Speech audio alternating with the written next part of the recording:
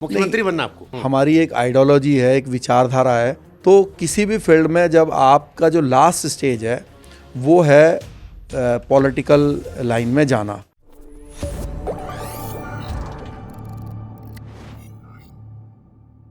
आपको पॉलिटिकल बहुत दिलचस्पी है, आपने पार्टी बनाई, आपको दिलचस्पी है, मुख्यमंत्री बनना आपको? नहीं, मुझे कुछ बनना नहीं है। हमारी एक आइडियोलॉजी है, एक विचारधारा है। तो हम सोचते हैं कि भाई उस आइडियोलॉजी को लेकर काम करें। अब जो काम करने का जो मौका है, आप देखेंगे चाहे आप किसी भी फील्ड में काम करते हो, चाहे आप भारत के सबसे बड़े क्रिकेटर सचिन तेंदुलकर हो, चाहे आप सबसे बड़े बिजनेसमैन हो, चंद्रा साहब हों या मित्तल जी हों, या फिर आप बहुत बड़े पत्रकार हों, तो किसी भी फील्ड में जब आपका जो लास्ट स्टेज है वो है पॉलिटिकल लाइन में जाना। और वो भी पॉलिटिकल लाइन में कैसे जाना कि आप किसी राजनीतिक दल के एक सिर्फ अंग बन पाओगे। तो आप सोचो कि जिसने वो पूरी एस्टेब्लिश्ड की है तो वो कितना बड़ा बंदा होगा, कितना भाग्यशाली होगा। तो आप देखेंगे जब मुलायम सिंह जी ने समाजवादी पार्टी बनाई तो उसमें जयप्रदा भी उनके माध्यम से लोकसभा में गई, जयप्रदा जी भी लोकसभा में गई, जो कि एक इंडस्ट्री की अपने हाईएस्ट पीक पर काम कर चुकी। तो आप किसी भी फील्ड के व्यक्ति हो, आपका लास्ट जो स्टॉपेज है वो पार्लियामेंट है, और वो भी किसी एक पॉलिटिकल पार्टी के माध्यम से। तो जो उस ऑर्गेनाइजेशन को बना रहा है तो उसकी महानता आप खुद ही इमेजिन कर सकते हैं।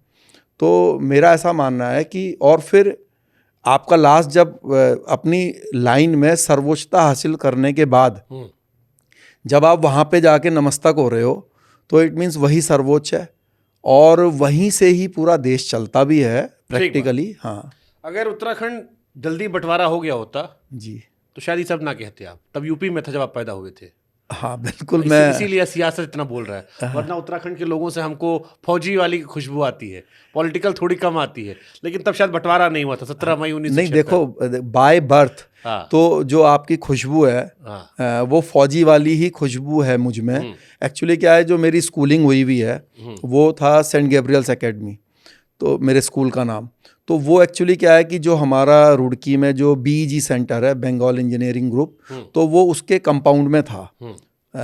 अंग्रेज़ों ने तब उसको बनाया था अपने आर्मी ऑफिसर्स के बच्चों को पढ़ाई के लिए।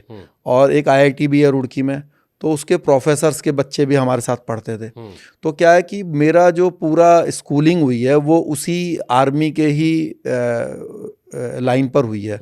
तो मेरे जो क्लासमेट थे वो अधिकतर आर्मी ऑफिसर्स के बच्चे थे। बल्कि मेरा जो क्लास थी, मेरे क्लास के 12 बच्चे NDA में निकले। आप सोचो कि पूरे इंडिया से कुछ 100 बच्चे निकलते हैं, एक ही स्कूल से 12 बच्चे। कहते हैं कि उत्तराखंड की मिट्टी में फौज की खुशबू है।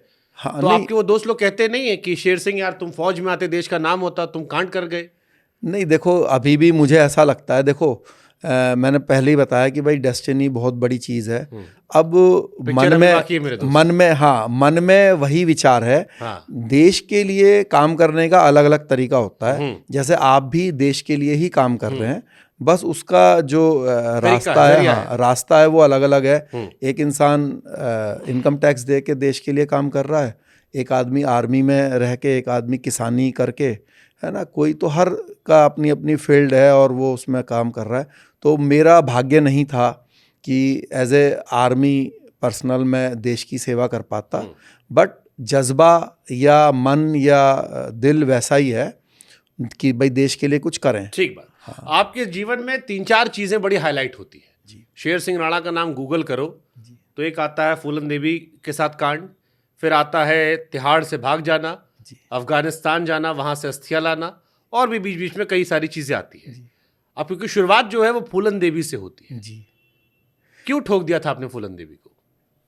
बहुत लोग आपको माफ़ नहीं किया, अभी भी कहते हैं कि वो सुधर गई थी, मुलायम जी ने उनको मेंबर ऑफ पार्लियामेंट बना दिया था, आगे जाती, पिछड़े गरीबों के लिए काम करती, लेकिन आपने ठकुरे के चक्कर में ठोक दिया। नहीं, देखिए मैंने किया कि नहीं किया, क्योंकि अभी ऑनरेबल हाई कोर्ट में केस पेंडिंग है, तो उस पर तो मैं बहुत डिटेल में नहीं जा सकता। लेकिन जो आप बता रहे हैं कि कुछ लोग नाराज़ हैं, देखिए मैंने किया नहीं किया ये तो एक डिफरेंट स्टोरी है, बट जो लोग फूलन को अच्छा मानते हैं, जो उनके फॉलोअर्स हैं, अगर शायद उनको जो सच्चाई है वो उनको मालूम पड़े तो हो सकता है कि उनका जो नजरिया बदल जाए। नज़रिया उनके प्रति थोड़ा सा चेंज हो जाए।